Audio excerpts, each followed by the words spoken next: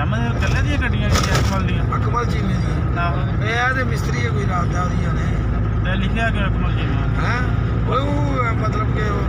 Company ਉਹਦੀ ਚਲਾਈਆਂ ਨੇ ਨਾ ਤੇ ਸਾਂਗਲੇ ਦੇ ਨੇ ਚੀਮੇ ਅਕਮਲ ਜਿਹੜਾ ਜੀ ਹੈਂ? ਅਕਮਲ ਅਕਮਲ ਬੜੀ ਸਾਊਂਡ ਕੁਆਲਿਟੀ ਹੈ ਸੁਣਿਆ ਬੜੀ ਗੱਡੀ ਹੈ ਜੀ ਆਹੋ ਗੱਡੀ ਇਹ ਮਤਲਬ ਲੋਕਾਂ ਦੇ ਆਪਣੀ ਵੀ ਗੱਡੀ ਬੜੀ ਹੈ ਤੇ ਕਮਿਸ਼ਨ ਤੇ ਵੀ ਬੜੀ ਹੈ ਫੈਸਲਾਬਾਦ ਤੋਂ ਸਾਦਕਾਬਾਦ ਬੜੀ ਜਾਂਦੀ ਹੈ ਸਾਂਗਲਿਓ ਆਪਣਾ ਫੈਸਲਾਬਾਦ ਜਾਂਦੀ ਹੈ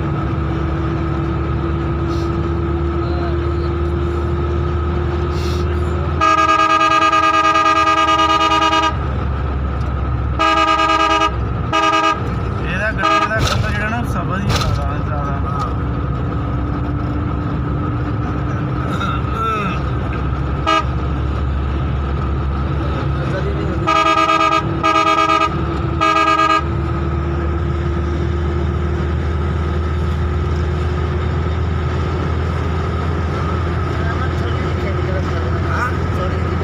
ਉਹ ਕੱਟਾ ਇਹ ਕਿਸਾ ਮਾਰੀ ਤੂੰ ਯਾਰ